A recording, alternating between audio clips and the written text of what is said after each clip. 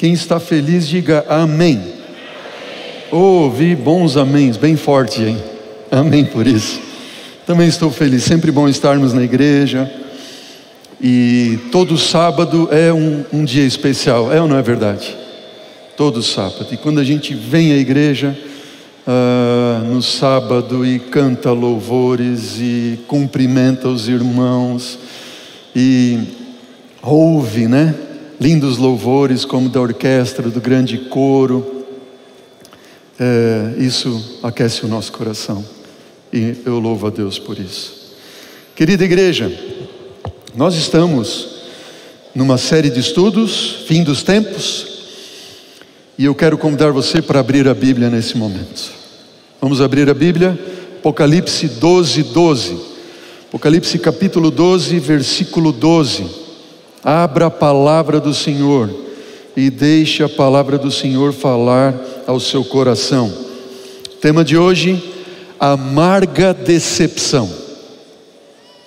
Amarga decepção. Apocalipse 12, capítulo 12, versículo 12 diz assim: por isso festejai aos céus e vós os que neles habitais. Ai da terra e do mar, pois o diabo desceu até vós cheio de grande cólera, sabendo que pouco tempo lhe resta. No estudo de hoje, nós vamos perceber através da revelação das Escrituras quão pouco tempo resta a Satanás, ao diabo, e vamos entender o porquê ele está tão irado nesses últimos dias da história deste mundo. Eu não sei quantos de vocês acompanharam nesta última semana, quando uma embarcação subaquática, o submersível da Ocean Gate, chamado Titan, desapareceu embaixo do oceano.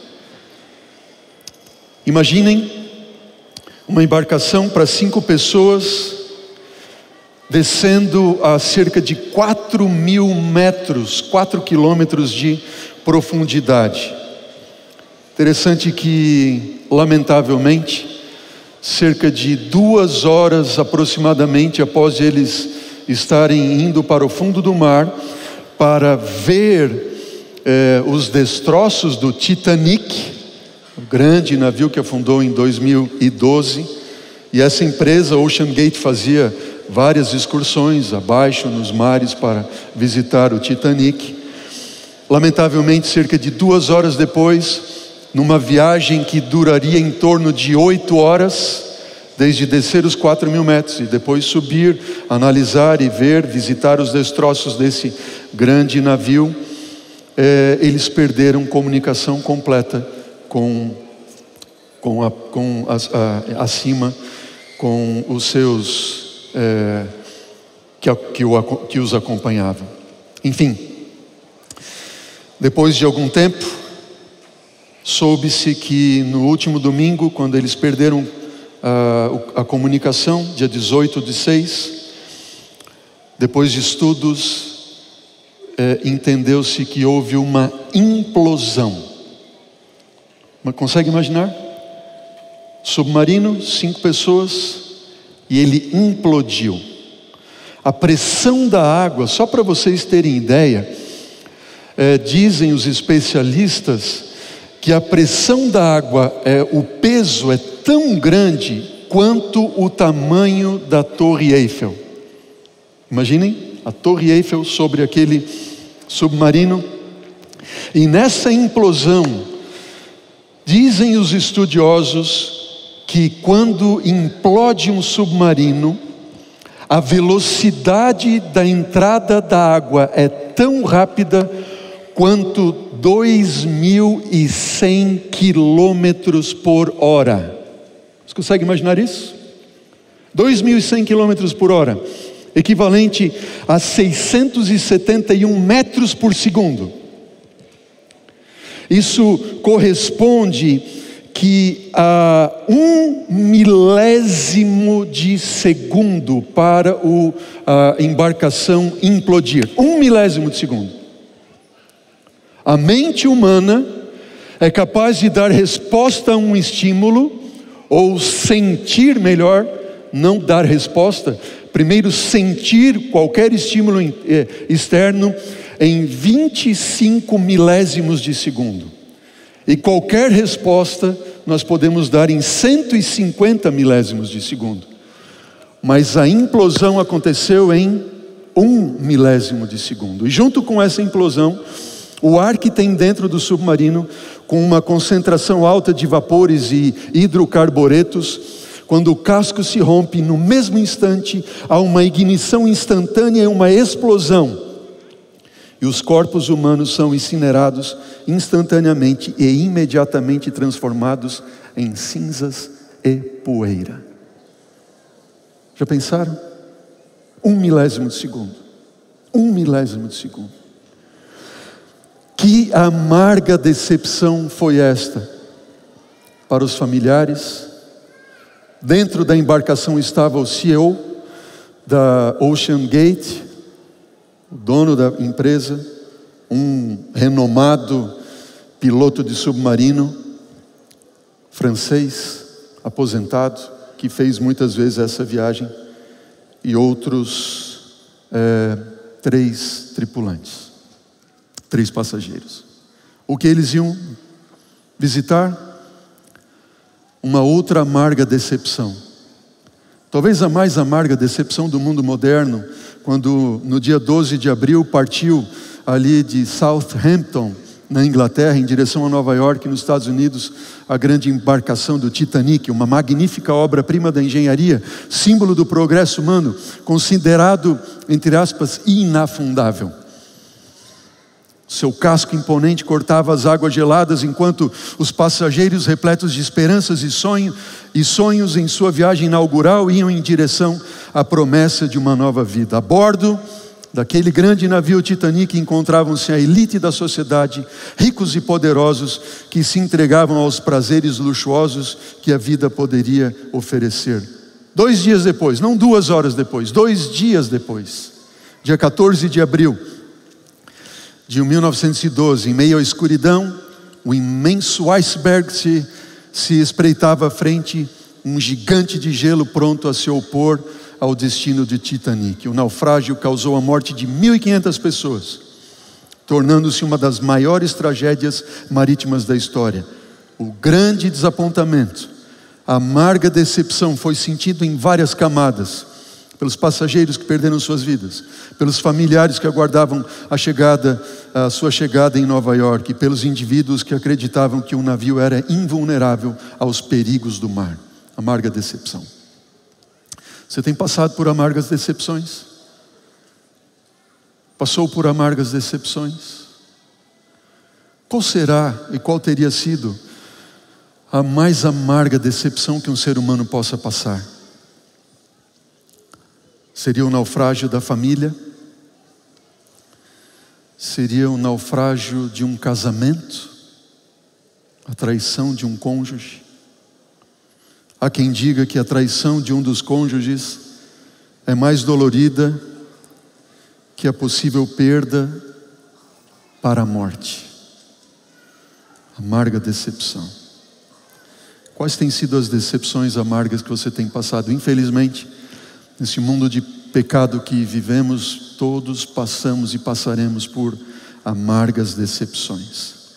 Curioso que a palavra de Deus, e nas profecias bíblicas nós encontramos uma profecia que fala de uma grande e amarga decepção, e não só de uma, de outras mais, mas hoje estudaremos uma grande e amarga decepção que estava profetizada. Quero convidar você para abrir a Bíblia, nesse momento, em Êxodo, no livro de Êxodo, capítulo 15. Vamos folhear a palavra do Senhor. Êxodo, capítulo 15.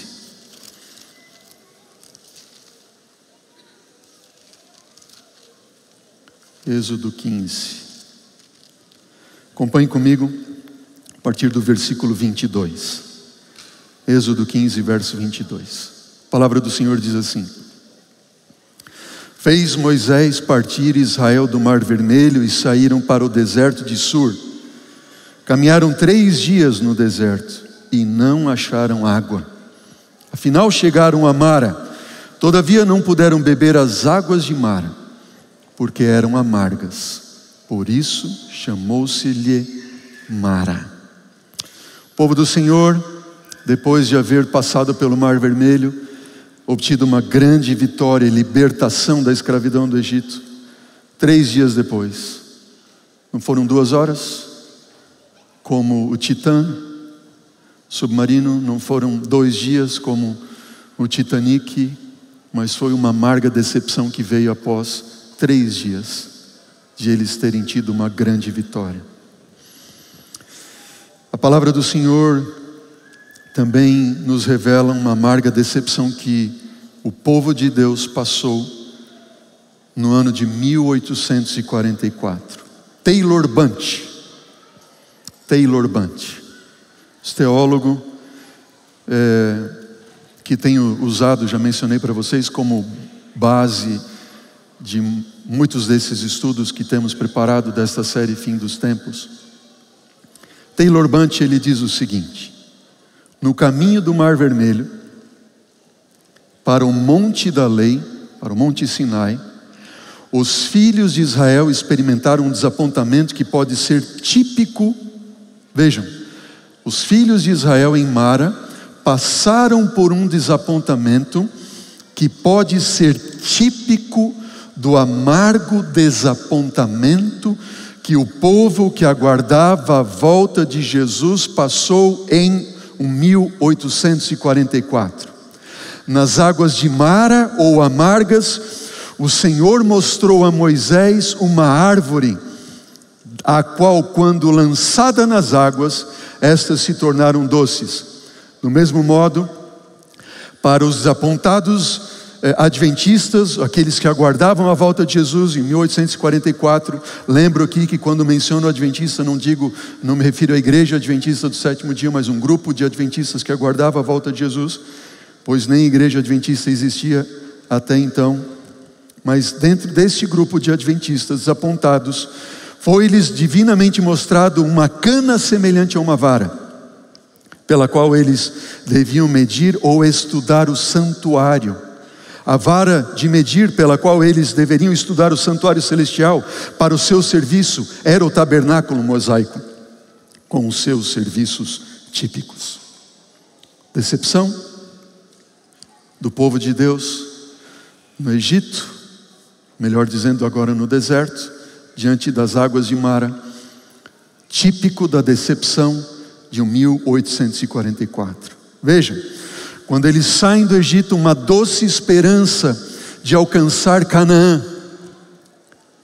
O povo de Deus, na década de 1840, aguardava a bendita esperança de ir para a Canaã celestial.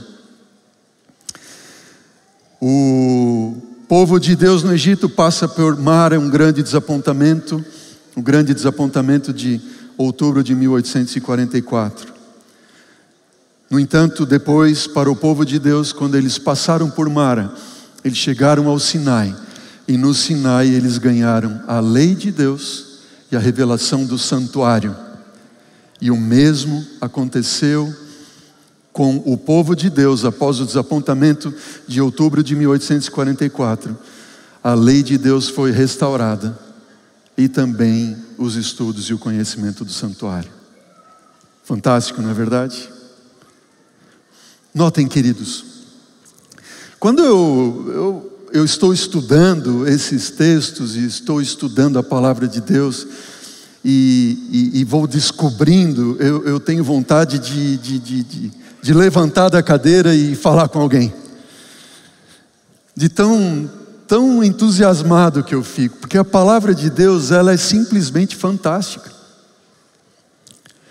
E eu quero falar hoje, nesta manhã, não só para você que é um membro da igreja adventista do 7º dia, cuja maioria já conhece a história do grande desapontamento, talvez não com paralelos e detalhes como estes que nós estamos vendo, mas paralelos e detalhes estes que ajudam a fundamentar a nossa fé no movimento que nós pertencemos. Amém por isso? Mas eu quero me dirigir também a todos os nossos irmãos, amigos, filhos e filhas de Deus, de todas as denominações cristãs. Você que está nos assistindo nesse momento, eu sei que em algum momento você, por algum motivo, tem preconceito da Igreja Adventista do Sétimo Dia, tem preconceito e dizem que esta igreja é uma seita e assim por diante. E eu falo para você em nome de Jesus, você não tem que acreditar em mim ou na Igreja Adventista. Mas eu clamo ao seu coração, acredite na revelação profética da palavra de Deus. Amém? E entenda em nome de Jesus que a perseguição e o desdém e tudo o que acontece a esse movimento profético também está profetizado. E eu apelo ao seu coração, você que é nosso irmão metodista, batista, luterano, presbiteriano, assembleano, não importa qual sua denominação cristã, tente em nome de Jesus se despir dos seus preconceitos e vir conosco aqui no estudo da palavra de Deus e deixe Deus revelar.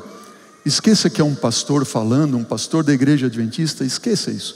Pense, não, Deus está falando através da Bíblia e da história. Amém por isso? Ore por isso. Nós temos irmãos e irmãs das mais variadas denominações cristãs em todo o mundo que estão sendo enganados pelo espírito de Babilônia. É ou não é verdade? Mas cabe aos fiéis de Jesus proclamarem a verdade do Senhor. O grande desapontamento foi profetizado. Abra a Bíblia em Apocalipse. Vamos lá, Apocalipse capítulo 10. Apocalipse capítulo 10, eu vou ler do versículo 8 a 11 e o capítulo 11, versículo 1 e 2. Note, já estava profetizado que haveria esse grande desapontamento. Embora quem estava a passar por ele não sabia que seria assim, mas entenderam após o cumprimento da profecia. O que diz a Bíblia em Apocalipse capítulo 10, versículo 8? A palavra do Senhor diz assim: a voz que ouvi vinda do céu estava de novo falando comigo e dizendo para João, o escritor do Apocalipse: vai e toma o livro que se acha aberto na mão do anjo em pé sobre o mar e sobre a terra. Fui, pois, ao anjo, dizendo-lhe que me desse o livrinho. E ele então me falou: toma o livro, devora o livro, certamente ele será amargo no teu estômago, mas na tua boca será doce como mel. Tomei o livrinho da mão do anjo e o devorei. Na minha boca era doce como mel, quando porém o comi, no meu estômago ficou amargo. Então me disseram: é necessário que ainda profetizes a respeito de muitos povos, nações, línguas e reis. Capítulo 11, agora versículo 1 e 2, diz: foi-me dado um caniço semelhante a uma vara, e também me foi dito: dispõe-te em médio santuário de Deus, o seu altar e os que nele adoram. Mas deixa de parte o átrio exterior do santuário e não o mexas, porque ele foi dado aos gentios.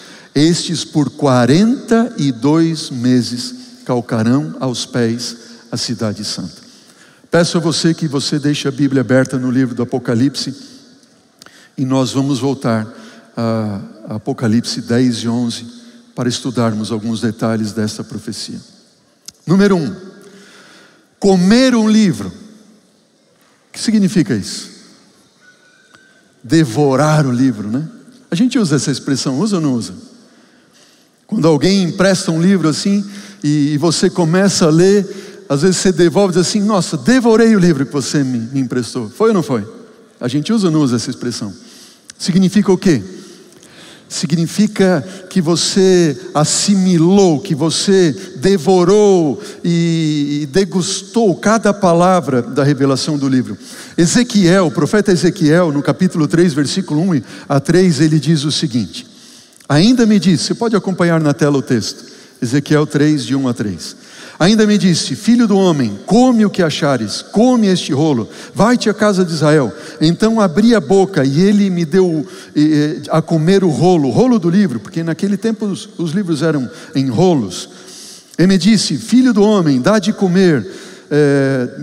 comer ao teu ventre e enche as tuas entranhas deste rolo que eu te dou. E eu o comi, na minha boca era doce como mel. Jeremias também menciona de um livro, capítulo 15, versículo 16, quando ele diz: achadas as tuas palavras, logo as comi, as tuas palavras me foram gozo e alegria para o coração, pois pelo teu nome sou chamado, ó Senhor, Deus dos exércitos. Amém? Como tem sido o teu contato com a palavra de Deus, com a palavra do Senhor? Você tem tido contato com a palavra de Deus? Eu mencionei para você agora há pouco a minha experiência, como é a minha experiência. Quando eu estou lendo a Bíblia, gozo e alegria. Não vejo a hora de chegar na igreja para compartilhar essa bênção que Deus está me dando. Deus quer que todos nós, ao estudarmos a palavra do Senhor, tenhamos essa alegria, que ela seja doce para nós. E a palavra do Senhor é sim doce. Algumas vezes ela nos corrige, não é verdade? O próprio Paulo, quando escreveu a Timóteo, ele diz: olha, palavra que você conhece desde da tua infância, sagradas letras que são úteis para te repreender, corrigir, educar na justiça. A gente gosta de ser educado, mas não de ser repreendido ou corrigido, não é verdade? A palavra de Deus é essa espada de dois gumes. De um lado, há bênçãos, do outro, maldição, para aqueles que escolhem. De um lado, educação, do outro, correção, repreensão. Essa é a palavra do Senhor.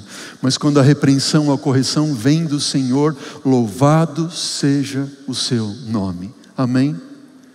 Eu falo para alguém que está assistindo esses estudos, está assistindo nesse momento, estudando conosco: se Deus tiver que corrigir alguma coisa na sua rota, não é a igreja quem corrige ou o pastor, mas é o Senhor através da sua palavra. Amém? Queridos, havia já uma profecia em Daniel capítulo 7, versículo 25,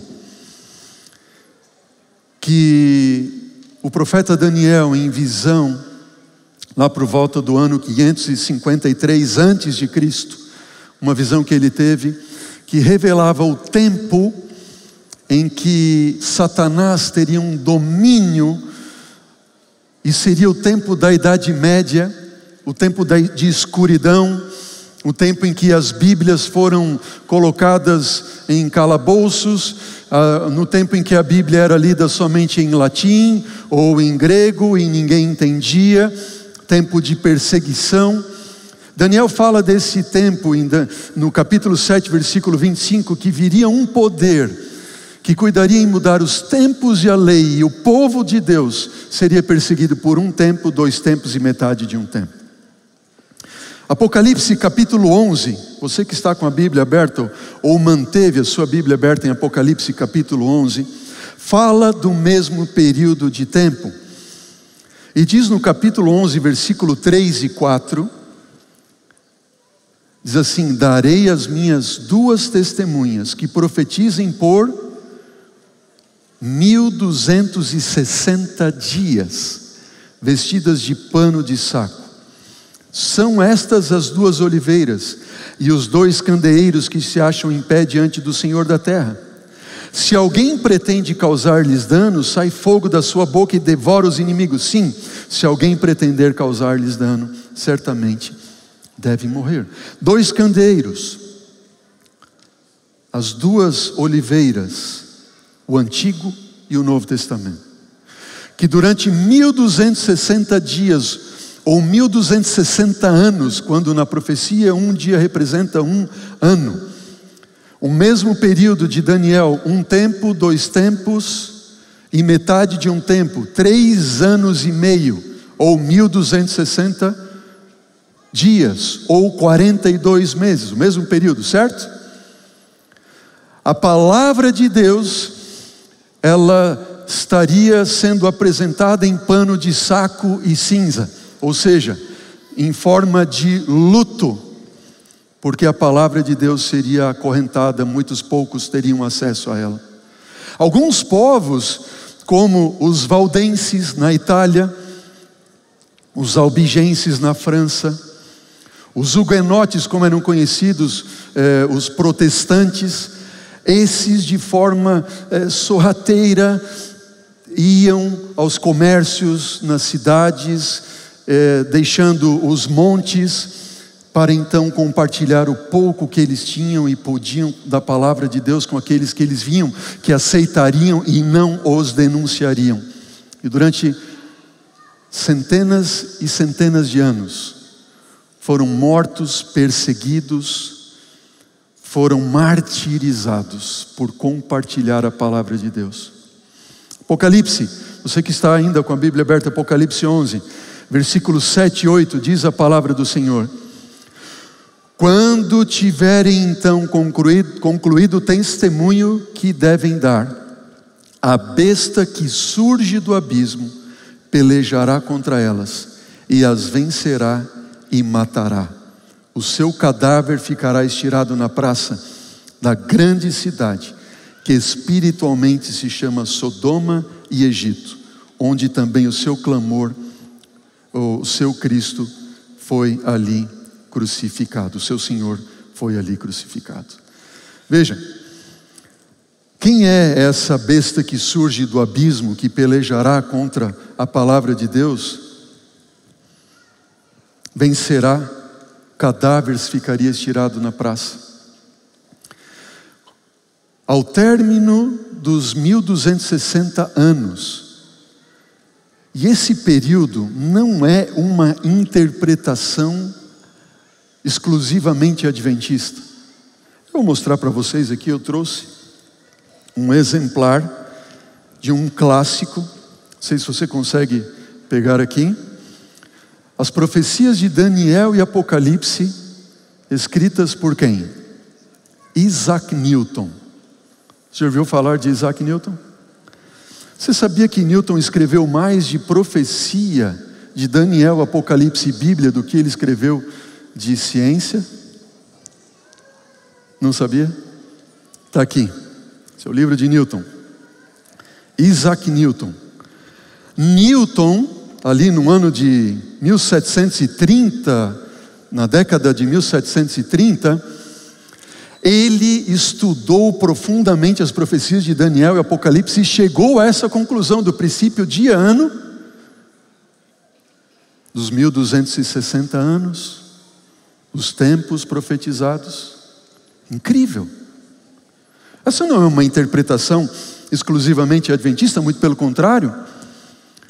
Os protestantes, os evangélicos de modo geral, compreendem que esse tempo foi o tempo da profecia, 538 depois de Cristo, somados 1260 anos, chegando a 1798 depois de Cristo, certo?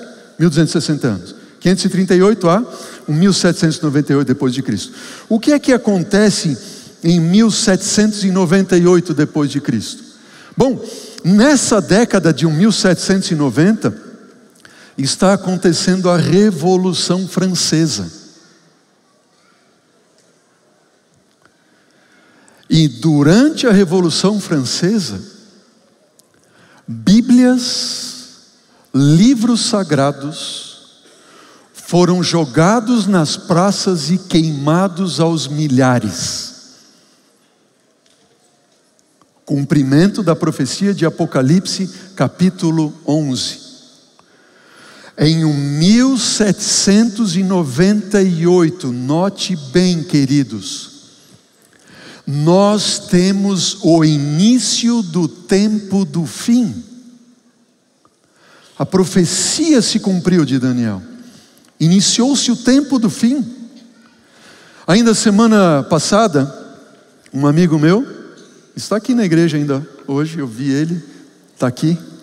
Meu amigo me perguntou assim: pastor, como eu vou me situar nas profecias de Daniel e Apocalipse e saber que realmente Jesus está muito perto de voltar, como o senhor tanto fala?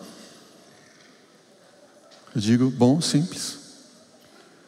As duas maiores profecias de tempo que estão no livro de Daniel, são os 1260 anos e os 2300 anos de Daniel 8:14, já se cumpriram e são as duas últimas profecias de tempo da Bíblia. E se cumpriram quando? 1798, 1844, no final do século XVIII, início do século XIX. O que isso significa?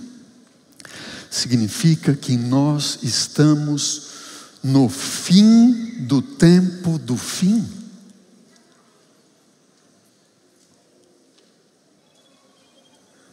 E acreditem, quando eu falo isso aqui para vocês, eu me arrepio por completo, porque na minha mente, no meu coração vem o seguinte: o que é que eu estou fazendo da minha vida quando eu estou no fim do tempo do fim? O que eu estou fazendo da minha vida? Quais são as escolhas que eu tenho feito como jovem? Será que Deus tem um plano para mim? Certamente sim. Voltaire, você já ouviu falar de Voltaire? Sabe o que Voltaire disse, Alain? Voltaire disse o seguinte: Voltaire afirmou que desde a Revolução Francesa, quando as Bíblias estavam sendo queimadas, Voltaire ousadamente disse o seguinte: daqui a 100 anos, ninguém mais vai ter contato com a palavra de Deus, com a Bíblia. Ela vai ser extinta. Esse livro é ultrapassado. Esse livro é um livro que não presta para nada. Pasmem, 100 anos depois de Voltaire ter dito o que ele disse, havia só na França mais Bíblias do que existiam em todo o mundo nos dias de Voltaire. Já pensou?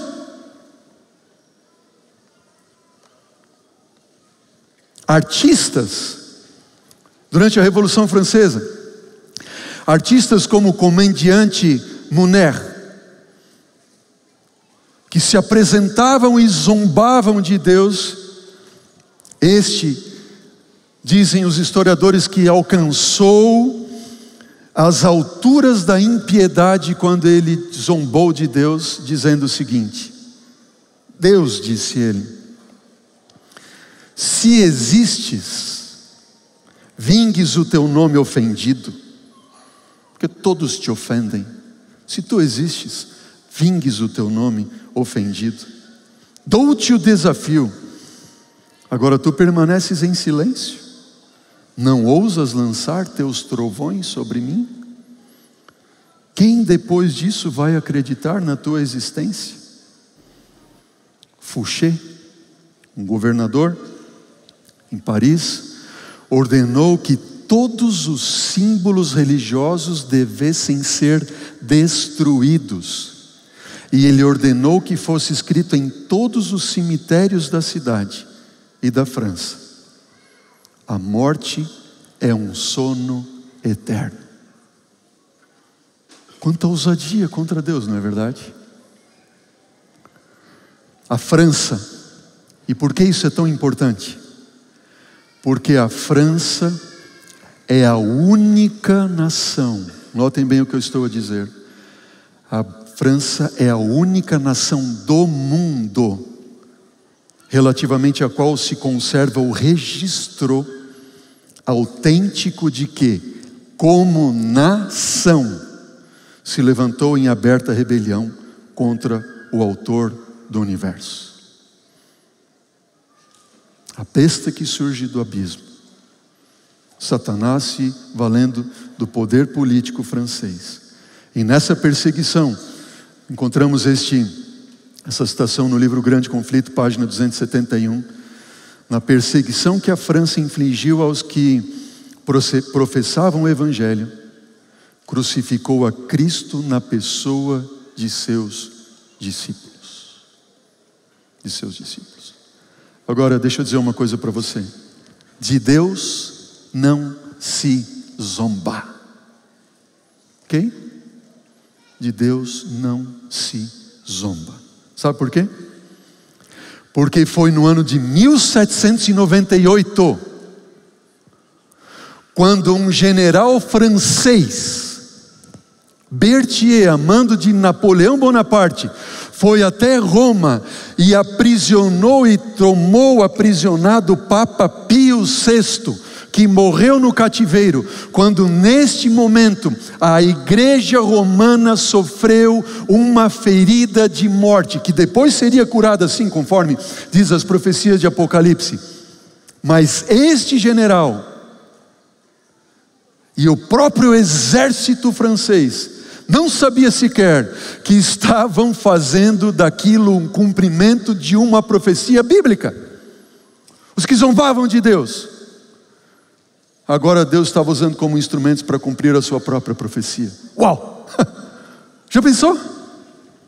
O mesmo exército francês, quando foi para o Egito, às margens do Nilo, numa região chamada Roseta, em uma escavação descobriu aquela que foi uma das maiores descobertas arqueológicas de todos os tempos, a Pedra de Roseta, escrita em hieróglifo, demótico e grego, que fornece mais provas da exatidão dos antigos registros bíblicos do que qualquer outra fonte fora da Bíblia. Já pensou? A Pedra Roseta está aí. Você pode encontrá-la no museu na Europa. E no ano de 1804, veja, desafio contra Deus 1798, 5 anos depois, mais ou menos, foi fundada a Sociedade Bíblica Britânica. E após ela, dezenas e dezenas de sociedades bíblicas hoje estão estabelecidas em vários e vários países do mundo, quase 100 sociedades bíblicas, onde a Bíblia está sendo espalhada em todo o mundo, em todo o mundo, em todo o mundo. E nas mais diversas línguas e dialetos e esforços são enviados ali. Amém? Negação da existência de Deus. Por que essa cidade é chamada de Sodoma e Egito? Bom, o Egito foi o império e a nação que se virou contra Deus como nenhum outro. A grande cidade cujas ruas testemunharam e foram mortas, os seus corpos jazeram espiritualmente. O Egito, de todas as nações da história bíblica, o Egito, de maneira mais ousada, negou a existência do Deus vivo e resistiu aos preceitos de Deus. Nenhum monarca no mundo se aventurou em rebelião mais aberta e arrogante contra o Deus do céu do que fez o faraó do Egito. Não conheço o Senhor, disse o faraó. Eu também não vou deixar ir Israel. Isso é ateísmo.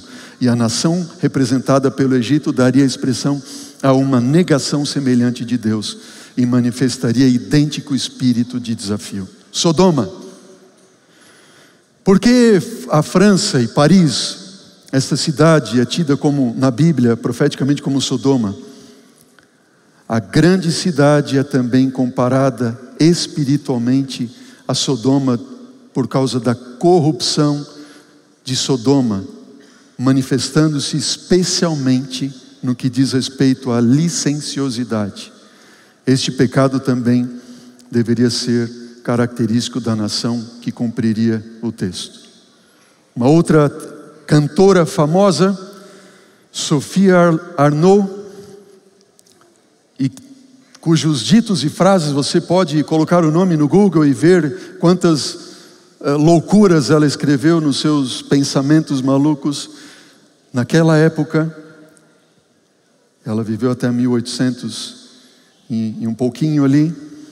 Essa famosa atriz disse que o casamento é o sacramento do adultério. Esse era o pensamento que permeava na mente das pessoas naquela época. Agora eu pergunto para você, e hoje? E hoje? Diz para mim, o que é que estão fazendo com a palavra de Deus? Ou tentando fazer, mas não conseguirão. Diz para mim. Nas nossas escolas. Não no Brasil, no mundo. Concordam comigo? Sim ou não? E com relação à destruição daquilo que nós conhecemos, que eu aprendi quando eu fui para a escola, eu aprendi, e eu não sou tão velho assim, né, Betão? A família é a célula máter da sociedade. Hoje é ensinado assim nas escolas? Não a família que a gente conhece. Não o modelo de família que a gente conhece. Modelo de família bíblico. Haveria sinais nos céus. Vejam, queridos, o tempo do cumprimento da profecia, Deus mostrou que também haveriam sinais nos céus. Mateus, o próprio Cristo Jesus disse no capítulo 24, versículo 29 e 30, logo em seguida a tribulação daqueles dias, o sol escurecerá, a lua não dará sua claridade, as estrelas cairão do firmamento, os poderes do céu serão abalados. Então aparecerá no céu o sinal do Filho do Homem. Então, passado isso, Jesus voltaria. É a abertura do 6º selo, conforme Apocalipse capítulo 6, você pode acompanhar na Bíblia ou na tela. Versículo 12 e 13, vi quando o Cordeiro abriu o 6º selo e sobreveio grande terremoto, o sol se tornou negro como um saco de crina, a lua toda como sangue, as estrelas do céu caíram por terra, como a figueira, quando abalada por vento forte, deixa cair os seus figos verdes. Joel, o profeta, havia profetizado, dizendo, o sol se converterá em trevas e a lua em sangue, antes que venha o grande e terrível dia do Senhor. Eventos passados. Eventos passados. Pesquise você mesmo no Google, dia escuro, queda das estrelas, grande terremoto. E você vai ver que o dia escuro aconteceu em 19 de maio de 1780, prenunciando e atentando e levando as pessoas a buscar compreender o que é que está acontecendo com o mundo e a levantar homens e mulheres em todo o mundo para a busca do estudo das profecias. Noah Webster, muitos anos depois, ele disse, nenhuma explicação satisfatória foi apresentada para o dia escuro de 1780, 19 de maio. O astrônomo Herschel declarou o seguinte a respeito do dia escuro: o dia escuro na América do Norte foi um desses maravilhosos fenômenos da natureza sobre o qual sempre se lerá com interesse, mas a filosofia não consegue explicar. Os que descreveram a escuridão da noite de 19 de maio de 1780 disseram que, apesar de haver lua cheia, se todos os corpos luminosos do universo tivessem sido removidos, a escuridão não teria sido mais completa. Uau! Dizem os testemunhas daquela época que se você estendesse uma folha em branco na rua, você não enxergava a folha. As pessoas de manhã cedo saíram para suas atividades normais, como ordenhar as vaquinhas, liberar os animais do curral e sair para fazer as suas atividades no campo e no pasto. Mas quando por volta de 10 horas da manhã começou a escurecer o dia, os animais começaram a voltar para o lugar do seu repouso. As aves voltaram para os ninhos. As aves noturnas começaram a sair e a cantar os seus cânticos noturnos. E a escuridão permaneceu até próximo à meia-noite daquele dia, quando não havia uma nuvem sequer no céu. E não era vista lua cheia que tinha dado no dia anterior. E nenhuma estrela.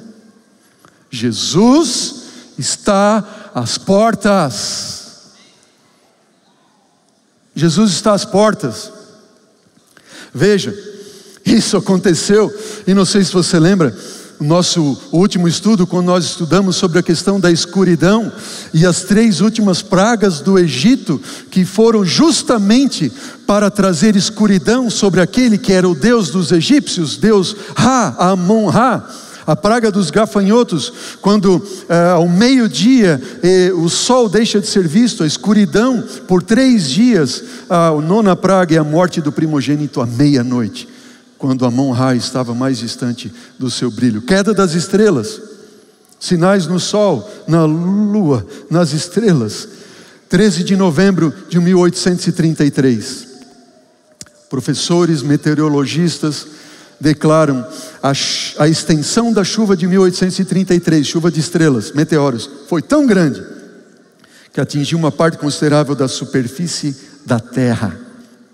Não aconteceu só na América do Norte, fenômeno que também foi testemunhado em toda a Europa. Pessoas pensavam, é o dia do juízo.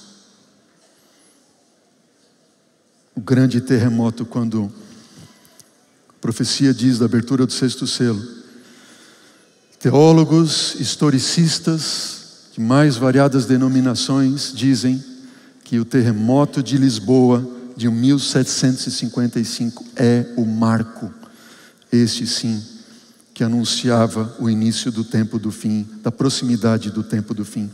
Este terremoto abalou toda a Europa, África, América do Norte, foi sentido na Groenlândia, nas ilhas Índias Ocidentais, na Ilha da Madeira, na Noruega, na Suécia, na Grã-Bretanha, na Irlanda, abrangeu a extensão de mais de 10 milhões de quilômetros quadrados.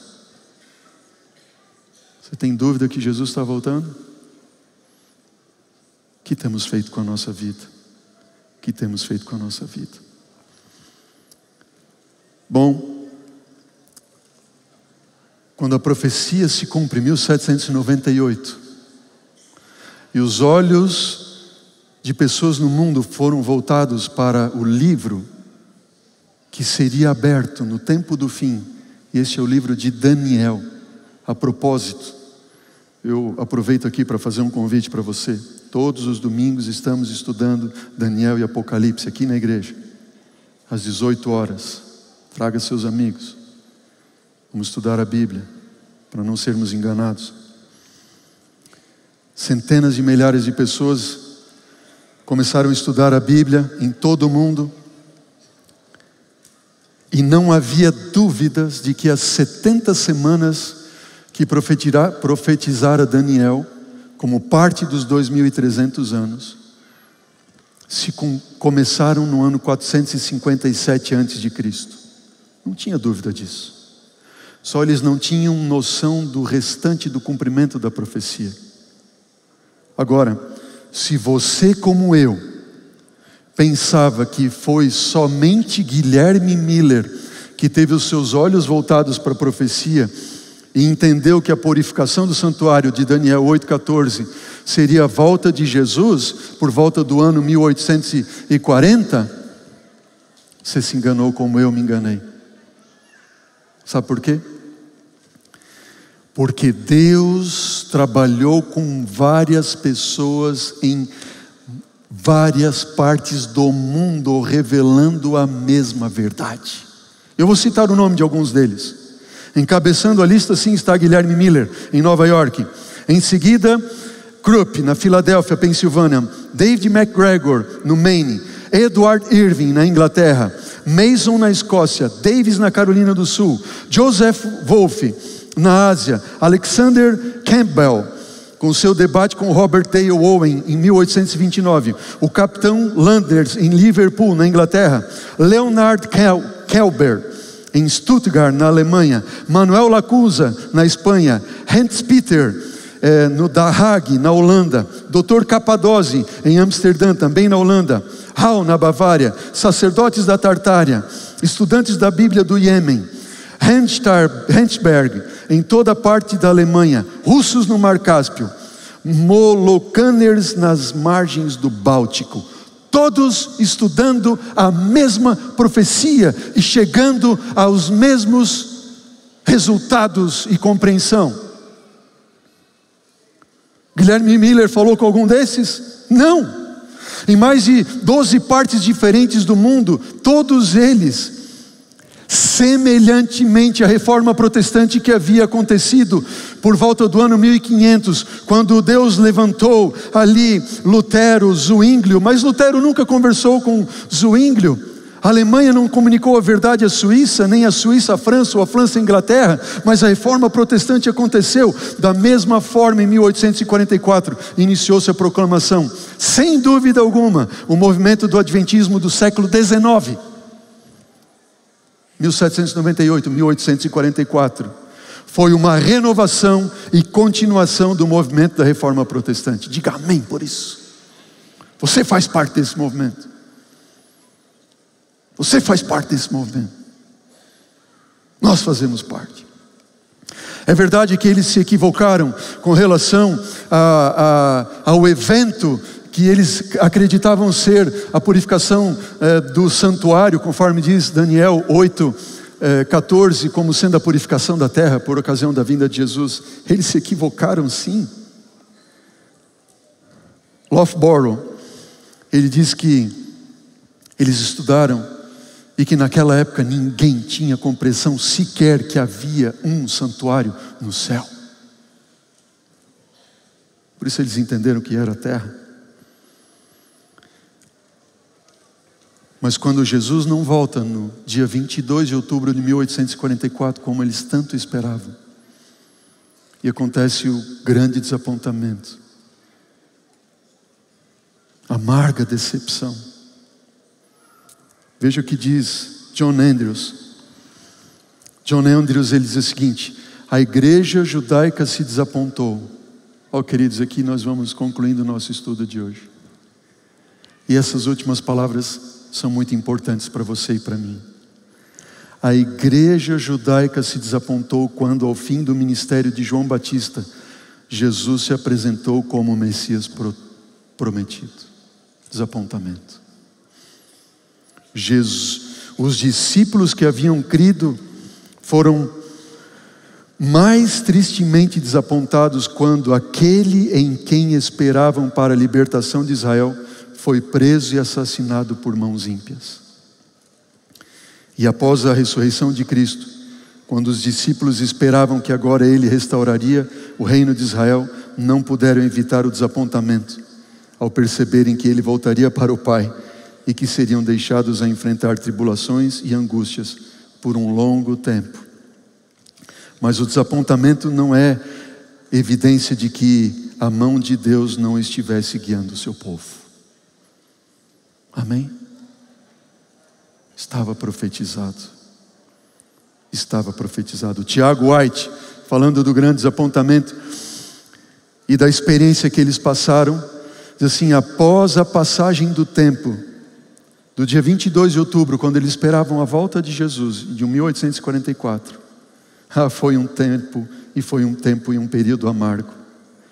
Crentes verdadeiros haviam abandonado tudo por Cristo e haviam sentido a sua presença como nunca antes. Imagina, Jesus está voltando, eles esperaram, era doce a mensagem de que Jesus viria em 22 de outubro de 1844.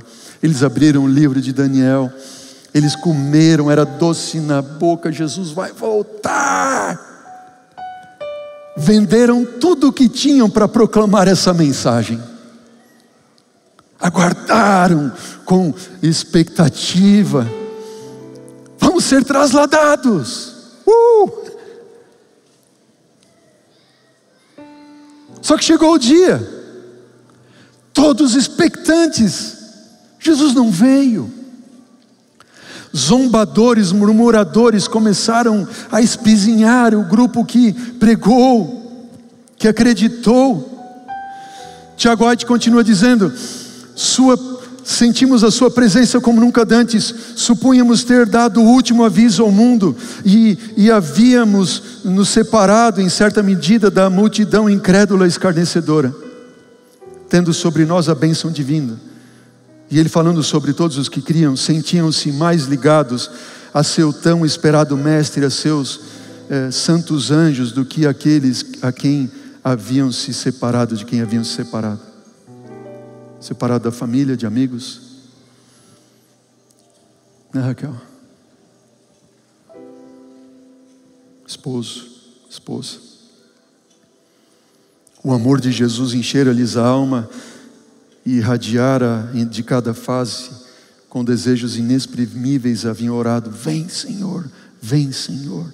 Mas Jesus não veio. Jesus não veio. Amarga decepção.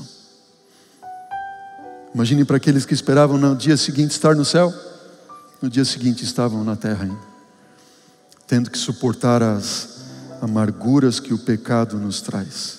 Queridos, ouça o que eu tenho a lhe dizer e eu falo em nome de Jesus. Ignorar as profecias é ignorar a sua história, é negar o plano de Deus para a sua salvação.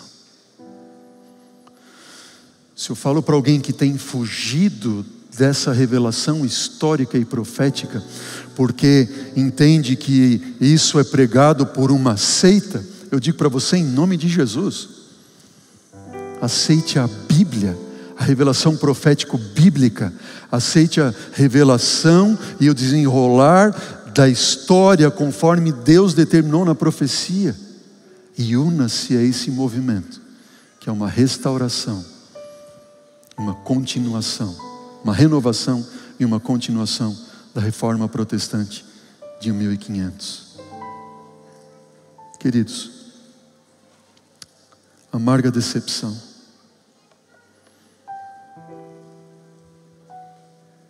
A palavra de Deus revela que Deus é amor, amém? E não há nada neste mundo que Ele ame mais ou tanto quanto você, Ricardo. Amém? Não tem nada que Ele ame tanto ou mais quanto você, Ricardo, sua esposinha, sua família. Não há nada que Jesus, que Deus ame tanto como qualquer um de nós.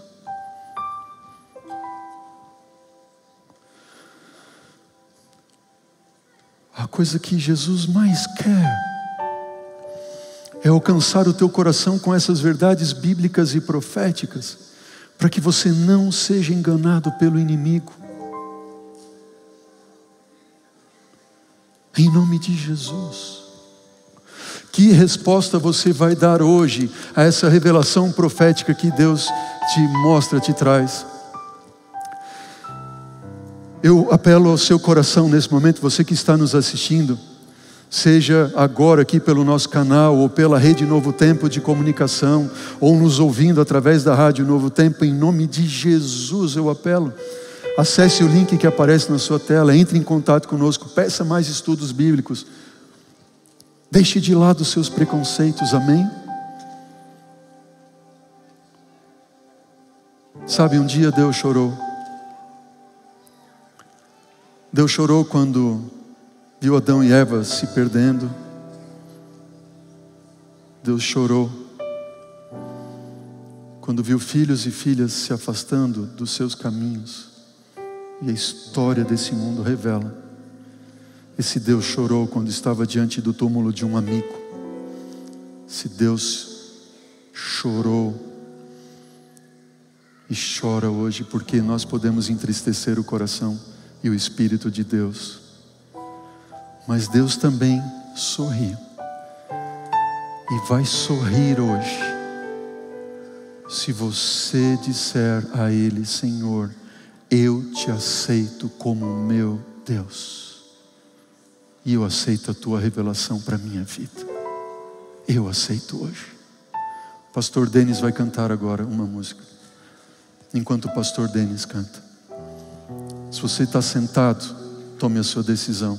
Aponte o seu celular para o banco e aceite Jesus como seu salvador pessoal, pedindo um estudo bíblico, decidindo por Cristo Jesus. Se você está nos assistindo, acesse o QR Code que aparece na sua tela. Continue em contato conosco, nós vamos conversar com você. E permita que no rosto de Jesus hoje, de Deus, Ele abra um sorriso para você, entendendo e sabendo que o sacrifício que Ele fez na cruz do Calvário não foi em vão pela tua vida. E ao final eu quero orar com você e por você.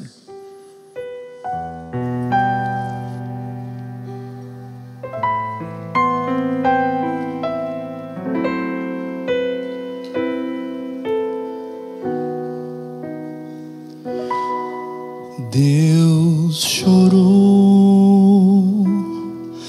lá no Éden por seus filhos. Deus chorou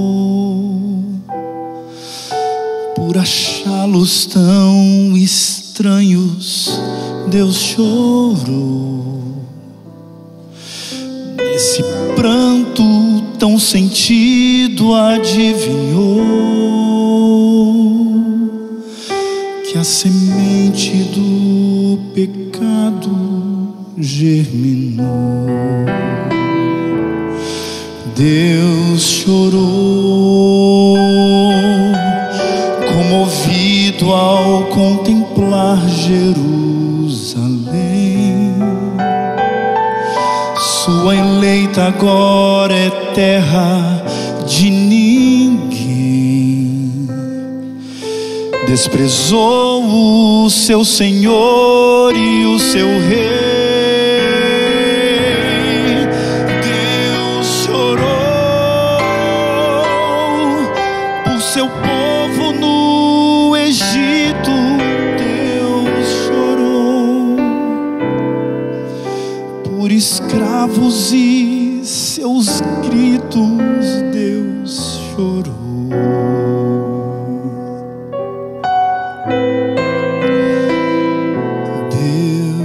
Chorou quando viu o amor de muitos esfriar, quando viu a intolerância aumentar,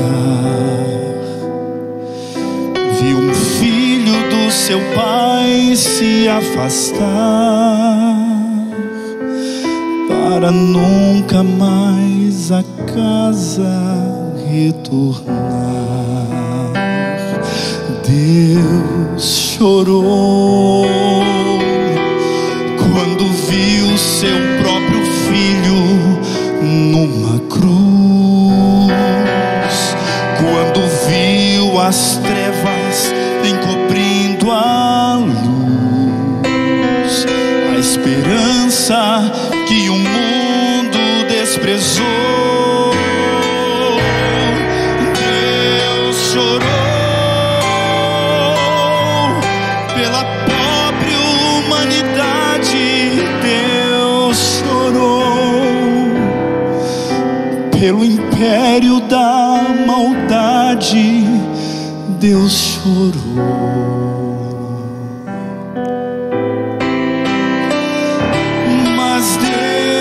Sorriu quando o grande mar vermelho se abriu, quando a força lá do céu se fez notar. Deus sorriu,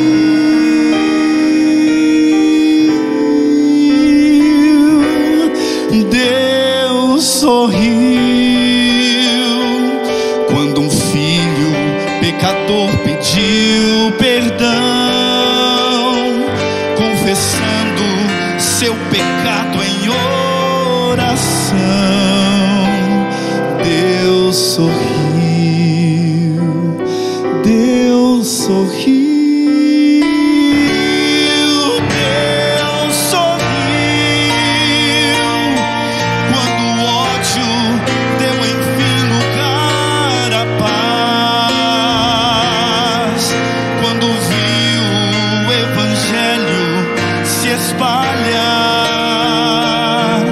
Ele viu que o seu amor não foi em vão, viu milhares aceitando a salvação, e no dia em que você o aceitou,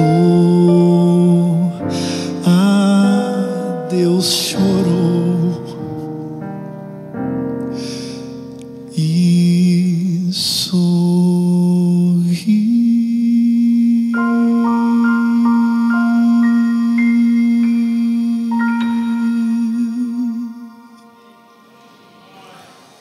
Vamos orar. Senhor Deus, louvado seja o Senhor pela revelação que o Senhor deixa a nós, para nós não sermos enganados, Senhor. Eu oro e intercedo nesse momento por todos que fazem o Senhor nesse momento chorar e sorrir por entregar o coração a Ti e aceitar essas verdades proféticas e essa revelação que o Senhor nos tem dado. Despede-nos com a Tua bênção, Senhor, e fale sempre ao nosso coração, selando as Tuas verdades, Pai, pelo poder do Teu Espírito, não por voz humana, não por argumento humano, mas pelo Teu Espírito. É o que eu Te peço, Senhor, nós te pedimos em nome de Jesus. Amém. Amém. Olá, querido, tudo bem? Agradecemos muito porque vocês estiveram participando deste momento onde louvamos e engrandecemos ao nosso Rei. Querido, nós temos uma proposta para você neste momento. Aqui na Igreja Central, nós fazemos muitos conteúdos que são muito bem preparados, tem uma estrutura muito boa, tem pessoas capacitadas aqui atrás das câmeras, aqui na mesa de corte, na mesa de som. Temos pessoas muito bem qualificadas, mas não dá para ser qualificado se não tem o equipamento bom. E por isso nós precisamos muito que as pessoas estejam nos ajudando através de doações. Você pode estar nos ajudando através de doações. Nós temos o QR Code, o link da transmissão. Acesse esses dois meios e nos ajude para que materiais, para que conteúdos como esse chegue e promova a salvação, assim como tem acontecido na sua vida. Deus continue te abençoando. Deus continue guiando a sua vida. Agradecemos a sua presença.